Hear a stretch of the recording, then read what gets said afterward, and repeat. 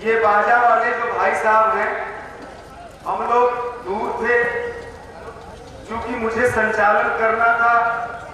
मुझे दिक्कत बड़े दूर से ही समझ में आ रही थी कि बाजा बाजी कि न बाजी। भैया अच्छा भैया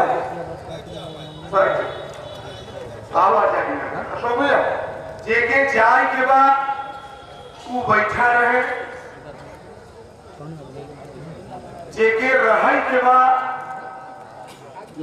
वो चला जाए। नमस्कार आप लोग, एक बार अपने लिखा है।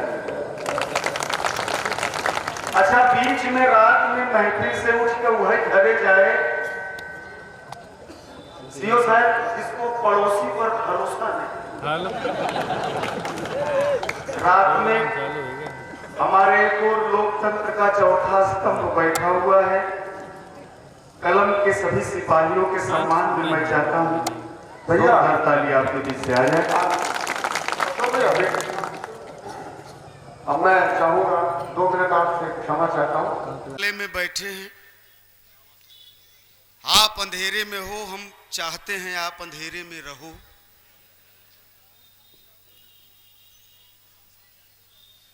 दूर तक देखने में ऐसा लगता है जैसे पीछे कोई सामान रखा हुआ है, लेकिन आप लोगों की मनोदशा मैं समझ रहा हूं। आप लोग जिंदा आदमी से ज्यादा घायल देखने के लिए यहां आए हैं। यही हमारे जीवन की सीओ साहब विडंबना है।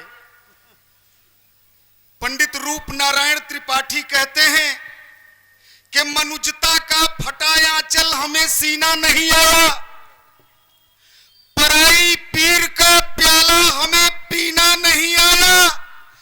भले आदर्श की बातें फरिश्तों की तरह कर लें, अभी तक आदमी बनकर हमें जीना नहीं आया। एक अदद आदमी बनना एसडीएम साहब बहुत मुश्किल की बात है। हमारे लोकतंत्र का चौथा स्तंभ बैठा है, और अगर आप आदमी बन गए तो ये तथाकथित कुछ ओछे लोग हैं जो बड़ा आदमी और छोटा आदमी कहते हैं। आदमी केवल आदमी होता है, आदमी कोई भी हो, छोटा बड़ा नहीं होता। ये तो होता है, यह नहीं होता। मैं चौथी बार कह रहा हूं कि कविता रंपत हरामी और राम खिलावन की नौटंकी नहीं है। हम शब्दों से खेलने वाले जादूगर हैं। एक भी शब्द कहीं से दाएं बाएं निकल गया तो फिर आप केवल घायल के चक्कर में रह जाएंगे, जिंदा लोगों को नहीं सुन पाएंगे। कुछ लोग बीच बीच में से उठकर जा रहे हैं। ईश्वर उनकी आत्मा को शांति प्रदान करे। आप लोग बीच बीच में जब ताली नहीं बजाते इस तरह बैठे हैं, हमको लगता है जैसे मनरेगा के मजदूर बैठे हो। लेकिन आपकी भक्ति को मैं प्रणाम करता हूं। फाल्गुनी गिरी बाबा जी के प्रति आपकी आसक्ति को मैं प्रणाम करता हूं, और धीरे धीरे आपको इन कवियों से जोड़ना चाहूंगा। मैंने विधायक जी चाट डाणी की वंदना लिखी सरस्वती जी की। मैं ठहरा बेशरम, अब मैं इस तरह वंदना नहीं लिख सकता। वरदे वीणा वादिनी वरदे प्रिय स्वतंत्र रहो, अमृत मंत्र रहो भारत में। चाट डाणी की वंदना मैंने लिखी किशुनपुर के लोगों, मैं मूलतः अवधी भाषा का कवि हूं, मुसलसल सफर में, और अगर वो वंदना आपको ठीक ठाक लगे तो आशीर्वाद दीजिएगा। हमने देखा सरस्वती जी को तो जो बीड़ा लिए बैठी है, बीड़ा बज नहीं रही। किताब लिए जौन बैठी है, किताबिया खुलता ही नहीं बा। अब बतख का जौन बच्चा एक बैठा हुआ कमल के फूल के बगल, वो बेचारा बिना खाए पिए झुरा के काटा हुई के बाद हमको बड़ी ममता जागृत हुई। भाई, हमने वंदना लिखा, ऐसी वंदना आपने विश्व में नहीं सुनी होगी। हमने कहा फेंक दा किताब माई बीड़ा पोर देती हूँ, चरई खाई जाई ई बतखियौ के छोड़ दे। और शेर पे सवार होई के और तेगा तलवार लइके और देखा दुराचारी जहां दुनौ आखी फोड़ दे। कि शेर पे सवार होई के और तेगा तलवार लइके और देखा दुराचारी जहां दुनौ आखी फोड़ दे। तो जानी बूझी पाप कई के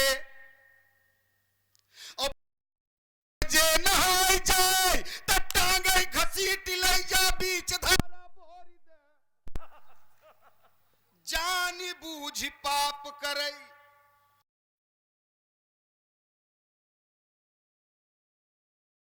लई जा बीच धारा भोरी दे। और चोर लत खोर और चुगल खोर देखा जहां अरे छतिया पे चढ़ी बैठे गांठ गांठ बजा ताली एक बार अगर मत। हाँ ये लगा कि अब किशनपुर में कवि सम्मेलन हो रहा। एक जने में हरि के साथ सुनई गए कव्वाली औवा गली बगली झांक लागन भाग गई घरवाली। सीओ साहब एक जने मेहरी के साथे सुनई गए कव्वाली अगली बगली झांक लागन भाग गई घरवाली। तो कहा कि जाओ घरे में बैठो भाग में होई नवाई। का ससुरा रावण बैठा बजौन की हरि लई जाई। अरे कहे कि बाबू डर नहीं बा रावण के घर जाने में। कतऊ बौरही हक बहक कई पहुंच जाए न थाने में।